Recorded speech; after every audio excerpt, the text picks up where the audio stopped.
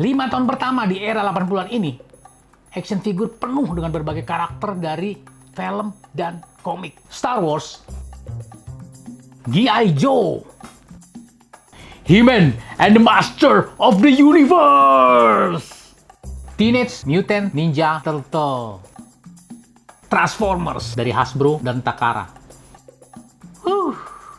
Kita sampai ke nomor 6. Ini adalah line up favorit gue.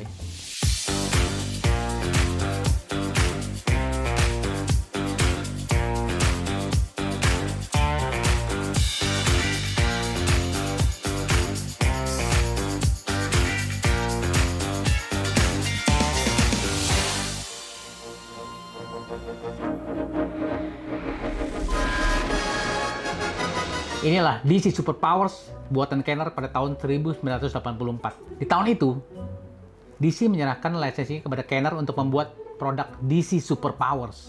DC Super Powers ini mempunyai tinggi 3,75 inch. Tapi ada beberapa karakter yang mempunyai ukuran berbeda, seperti Darkseid yang lebih besar, ukurannya 5,5 inch.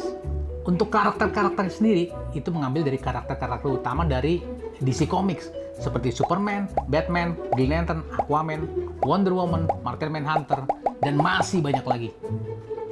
Lini figur Super Powers ini sebetulnya terinspirasi dari animasinya, yaitu Super Friends yang diproduksi oleh Hanna-Barbera. Tapi karena ada masalah lisensi dengan produksi animasinya, makanya judulnya menjadi DC Super Powers. Coming from the farthest reaches of the universe to challenge the worst villains on Earth are the most powerful heroes ever in the battle of the Super Powers Collection. Lini figur DC Super Powers ini akhirnya mengeluarkan 3 seri dan berlangsung selama 3 tahun, yaitu dari tahun 1984 hingga 1987. Dan itu menjadi koleksi yang paling fenomenal. Uniknya, ada beberapa karakter yang akhirnya tidak keluar dari awal, justru keluar di tahun-tahun terakhirnya karena sudah selesai dengan urusan lisensinya. Salah satunya adalah Joker. Ini adalah koleksi yang sangat favorit buat gue seumur hidup gue. Kenapa? Karena pertama gue suka banget sama karakter DC Comics. Gue suka banget dengan animasi Super Friends-nya. Dan DC itu sudah menjadi sebagian dari hidup gue, dari kecil. Gue hidup, tumbuh bersama film animasi DC seperti Super Friends. Gue baca komik DC dengan saduran bahasa Indonesianya dari komik Cipres. Dan jadi ini sangat apa ya? Sangat menjadi koleksi berharga gue. Walaupun gue mendapatkannya bukan dari kecil, justru setelah umur-umur gue bisa cari duit sendiri, gue balik mengumpulkan lagi koleksinya satu persatu sampai sekarang. Jadi bayangin, dendam masa kecil gue tebus lagi di saat gue sudah punya duit sendiri untuk mencapai impian masa kecil gue. Gue rasa banyak yang kayak gitu juga ya, yang dulu nggak sempet kebeli waktu kecilnya, akhirnya balas dendam untuk mengumpulkan apa yang diimpikan saat masa kecilnya. Kita sampai ke nomor 7. Di sini ada Marvel Secret Wars, produksi Mattel. Secret Wars. Marvel supervillains are coming! Secret Wars. Can the Marvel superheroes stop them? Marvel Secret Wars ini sebetulnya adalah merupakan jawaban dari ketakutan Marvel atas populernya produk DC Super Powers. Secret Wars adalah rangkaian action figure yang dikeluarkan dalam 1 tahun saja, 1984 hingga 1985. Ini juga merupakan sejarah karena pertama kalinya ada figur dengan ukuran 4,5 inch, setelah sebelumnya 3,75 atau ukuran lainnya. Lini ini mempunyai satu karakter favorit, yaitu Black Spider-Man atau Black Costume Spider-Man yang akhirnya melahirkan Venom. Yang seru nih, lini Secret Wars ini dikeluarkan dengan bonus komik yang berisi biografi dari karakternya, sehingga sangat menarik sih. Juga di tiap action figure dilengkapi dengan bonus perisai rahasia yang berisi gambar dari karakter-karakternya. Saat lini Secret Wars ini dikeluarkan, gue masih teroforia dengan DC Super Powers. Tapi gue juga suka Marvel selain DC sih. Dari bentuknya dan ukurannya yang lebih tinggi, yaitu 4,5 inch, itu jadi pilihan menarik karena lebih besar dibanding DC Super Powers. Dan saat itu figur pertama dari Secret Force ini yang gue beli adalah Dr. Octopus-nya, karena dia mempunyai tentakel yang panjang-panjang. Itu gue inget. Dan baru kemudian membeli figur Black Spider-Man-nya. Dan itu masih ada di rumah sih sampai sekarang. Kita lanjut ke tahun berikutnya di tahun 1985.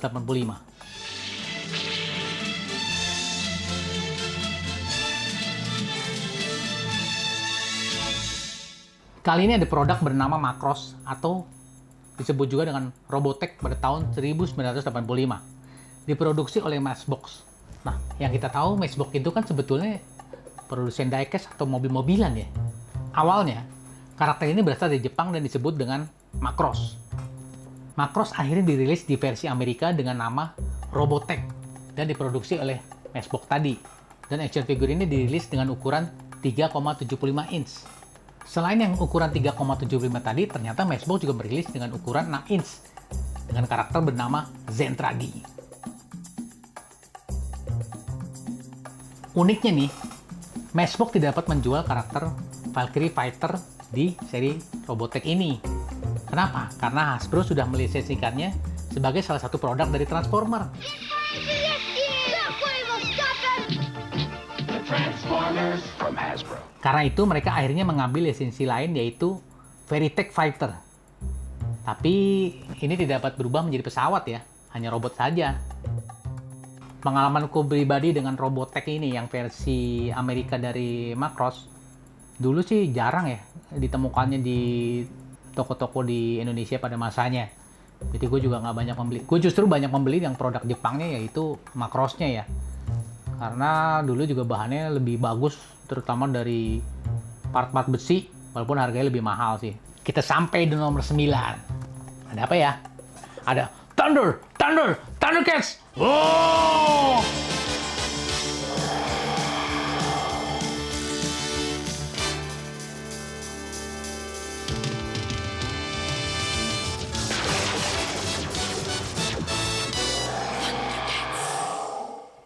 Thundercats ini merupakan salah satu lini favorit juga. Diproduksi oleh LJN pada tahun 1985. LJN pada awalnya adalah sebuah produsen video game. Lalu dikontrak untuk membuat lini dari mainan Thundercats ini dengan ukuran, nah ini nih, ukurannya menjadi 6 inch. Lini figur Thundercats ini merupakan lini yang amat menarik. Kenapa?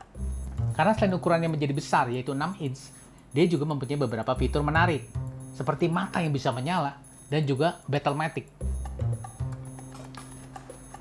Di Prancis, Thundercats dikenal juga sebagai Cosmocat. Untuk produk yang dikeluarkan di Prancis, mainannya bertuliskan juga nama dari Thundercats itu menjadi Cosmocat. Lini Thundercats ini mengeluarkan 3 seri atau 3 wave yang berlangsung dari tahun 1985 sampai dengan 1987. Sampai sekarang ada beberapa karakter yang awalnya akan dibuat action figurnya, tapi gagal diproduksi karena alasan yang tidak jelas. Hanya prototipe saja yang sempat dibuat. Di antaranya adalah Lizard, Red Eye, Cannon Blaster, Quick Jaws, Mad Babbler, Red Lion O, dan lain-lainnya.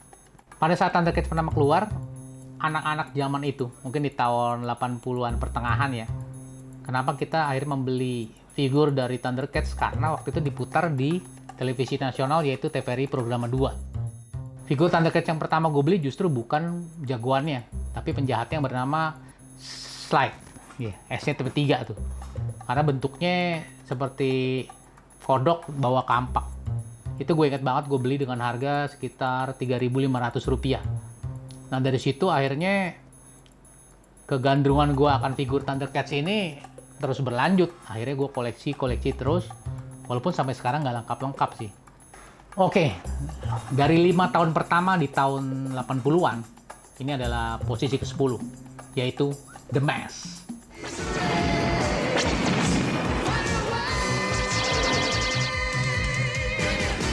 Mask ini sebetulnya adalah sebuah singkatan dari Mobile Armored Strike Command. Nggak tahu kenapa, pada zaman itu orang suka menyingkat sesuatu, tapi agak-agak cocok logi gitu ya. Kayak command-nya malah dengan huruf K, seperti juga di film ada Mortal Kombat. Sebetulnya kan Combat itu kan pakai C ya, tapi ya udahlah, terserah mereka lah.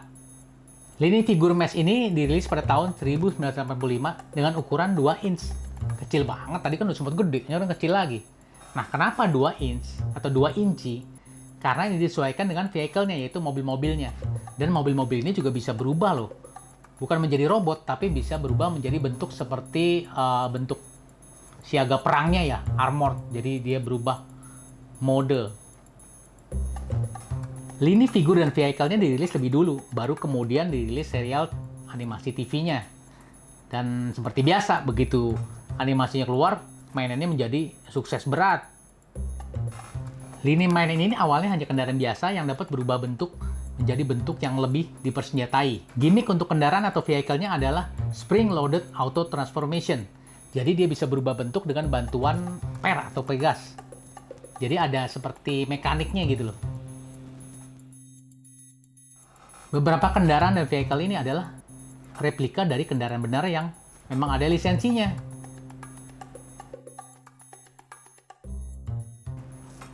Tahu nggak bahwa ternyata universe-nya mesh ini sama dengan universe-nya G.I. Joe.